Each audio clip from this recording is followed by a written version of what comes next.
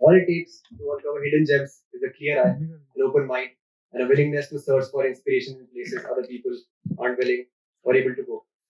This quote had a lot of impact on me because when we realize that most of us growing up, we have so much structure in our lives, we become like horses. Shadi mein aata hai na? The thing is that the vision becomes so linear that we rarely see what's around us. We stop observing what's around us. We have to realize that we are sculptors and we are also the sculpture. And we are doing it on a daily basis. Whether you like it or not, it's even happening right now. Everything that you need to create, everything that you want to be, and all the tools, knowledge, experience, wisdom required for it, it's out there. Now it's just up to you to make the best use of it. Because if not, then what's the entire point? See, I had read a quote by Naval Ravikant in his book which said, "We think of ourselves as fixed and the world as malleable. But it's really we who are malleable and the world is largely fixed." That's why I want to introduce you to the idea, which is you have more control than you think, and it's creating your ideal self. It's a pathway that anyone can take right now, or you might just be on it at this moment to make more sense of to make more sense of where you are headed in your journey, to take more control over yourself, to make control of to make to get control of who you are becoming as you move forward. And I'm going to do that with an example of a video game. This game is called Elden Ring. It was Game of the Year last year. If you know about it, kudos. If not, you don't really need to know about it. I'm going to explain everything. So, upon starting, you are presented with some base characters. As you can see, every character has different characteristics, meaning different strengths, weaknesses, ways of operating, and ways of navigating the game. And upon starting, you just choose any one. The catch is every character is made to beat the game and pretty efficiently, right? It requires you to make it very good. And if not, then the difficulty will punish you. And it becomes so difficult. The creators of this game, From Software, they are infamous for it. A lot of people end up just leaving the game, right? The premise of the game is that it's an open world, it's flexible, you are free to go in whichever direction you want. And then as you progress within the game, you get more control over how you want to mold your character. The character is following a storyline that obviously it's a game, you just have to follow a storyline. The character has to go through it, but it's up to you how you want to make it, right? And this is a major pattern that we observe in our lives as youngsters and young adults. We have to accept who we are at the base level. We have to understand who we are at the basic level, go very deep with it, and just do the best with what we have. Because again, like I mentioned, if not, then what's the point? We also have to realize that since we are sculpting ourselves on a daily basis, it's not in our hand what we consume to a big level. That's why we have to become more conscious about it. And it's always what we do next. If we do what is preferred and we work towards who we want to be, our next step is very good, right? So you have to realize that every step is compounding, whether you like it or not, right? And for us, it's a series of good steps and bad steps. In the game, you get second chances. In our game, our character is being molded, right? We can always adjust. We just can't go back, right? And once you take the good steps enough amount of times, you become a part of your ideal self. And then years after or even decades after, you become your ideal self without you even realizing it. So this is how it starts. This is how the map looks when the game starts. You really can't see anything apart from this yellow icon here. It shows where you are. Now, in our journey, we don't have a map like this. Our map is boundless. Our map is a collection of a lot of these subsections, right? Now, this is very similar to what we have in our life as well. Now, within the game, we are guided to a degree, right? And that's how we get guided in the subsections of our life as well. We join school, we join coaching institutes, we take up courses, we take extracurricular activities. Now, within any direction that we go in, our first innate thought is always that I just want to be very good at it, because no one likes either fail or just be below average, right? And this process of becoming very good at anything that you do, this is what separates you from the majority. And for that, you have to understand this. The 4 levels of competence. This is very similar to what people in marketing learn as customer journey. At the basic level, it's unconscious incompetence. Here, you don't know how to do a task and you're really unaware about it. Above it, it's conscious incompetence. This is where you know that a task exists, you just are not proficient in completing that task. Above that, it's conscious competence. This is where you know how to do a task and you can do it successfully with effort. And number 1, this is where the top people in any industry exist. That's unconscious competence. This is where you know the task and you can do it successfully without much effort. This is where it becomes a part of you, right? And within any sub-direction that we take, we have to go to number 1 or at least number 2, because if not, you'll be overshadowed by the people who are there. So how does it start? When you are presented that map, now for us, when we are at the starting point, we don't have a particular direction as where to go. We are only relying on the next step that we have. On a daily basis, we make decisions based on the knowledge and experience that we have, either directly or the knowledge and experience that we have access to in the form of teachers, in the form of friends, and in the forms of books and courses and anything that you consume, right? Think of it as a light above your head. It's illuminating the area around you. If enough area is illuminated, you'll be able to make good decisions. And if not, you'll either fail, come back, try again, and do it until it happens. Increasing this knowledge and experience light above you, it comes with a cost. Either you pay with effort, time, money, or any combination of those, right? And again, the bigger it is, the better it is for you, because you will be able to be very efficient in anything that you do, right? Keeping this in mind, increasing this light is actually your weapon, just like in the game. Once you start to perceive things like this, you perceive better, you observe better, and when you observe better, you start to do better. Your weapons are your skills, right? At the core, it's what skill you have. If you just have a small set of skills, the light above you, it's not strong enough and it won't cover enough area. So wherever you go, you need to have skills that complements it, right? And I'm going to give you some examples. For example, let's say you are a video editor who knows copywriting. You are a marketer who knows backend automation. You are a full stack developer who knows sales letters. Or you are an athlete who knows self-promotion. We all know Ankit Bainpuri as the prime example of it, right? And once you understand this concept that the brighter your light is and the more weapons you have, especially as young adults, we mold ourselves into that specialist that the world needs decades later, right? Once you understand both of these, the game starts to become simple. And that's how the map looks once you start to move around more and more, right? For us, this happens when we are pretty much at the end of our journeys, right?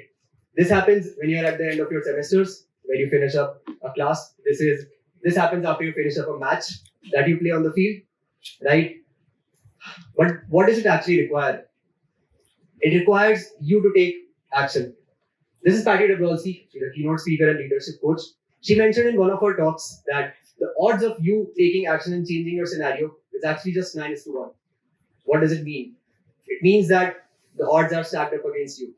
You are not statistically favored to move ahead. That's why only 1% out of 10 actually does it. Only 1% out of 10 actually invests time, effort, and money, and all they have into exploring and improving that light above their head, right? And once we take enough actions, go back. That's how the map looks. That's us at the end of our journey in any subsections we take, right? Move forward. And what's inevitable after we take any action? It's fighting that ugly boss, right? In our cases, it's exams, interviews, putting out our work and getting feedback, right? The boss fights that we have in our lives are people and their feedback. The thing is, 1 out of 10 people can take action because they are not afraid by the judgment that they'll get if they fail. We are actually not afraid of failing. We are afraid of being judged about how we look when we fail. That is why 9 people out of 10 never do it, and they just get back to the game, and they get back to the game guiding them where to go, right? They don't have control over themselves. Now, to actually become that 1% out of 10, it only takes one thing. It's being unapologetic about what you want and what you and where you want to go.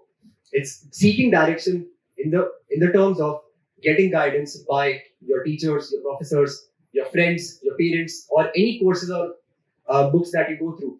Once you become unapologetic about where you want to be, that's how you become capable enough of beating the boss. Because if not, you'll be heading back and you'll be going through everything again and again.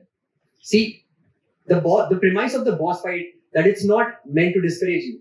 It's meant to test your might in any subsection that you are living in currently, right? And by testing your might, it actually gives you a stat boost, because if you defeat this boss, you actually become unconsciously competent or consciously competent at whatever you do.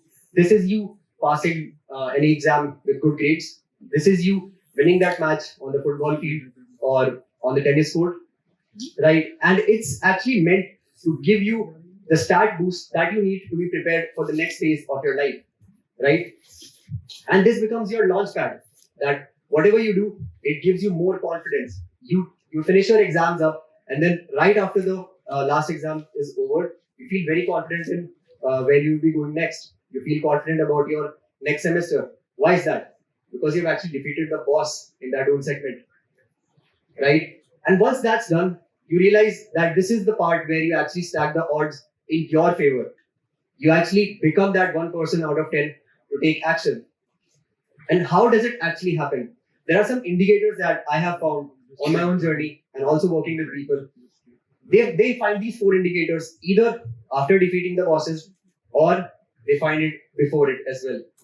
If you procrastinate less in anything that you do, it just means that you should be doing it, right? Because of that, you either find yourself naturally curious or you find yourself naturally good at it. That's what we call talent, right? And once you're naturally curious and you back it by action, you're just bound to be successful or achieve that milestone in whatever you do. After that comes automatic prioritization. This is where you start to say no to things that does not matter at that moment. This is where you start to become obsessed about that one skill or those couple skills that you're working towards, right? And from there, you just make things more convenient for you, or the things just appear more convenient.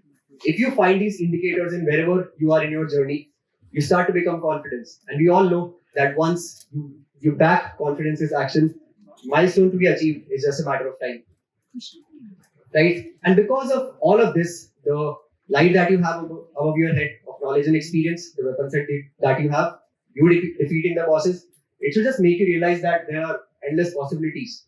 And then there are endless builds. All of you here, seated here, everyone that's watching outside, all of you have different builds, like I mentioned before we start the game, right?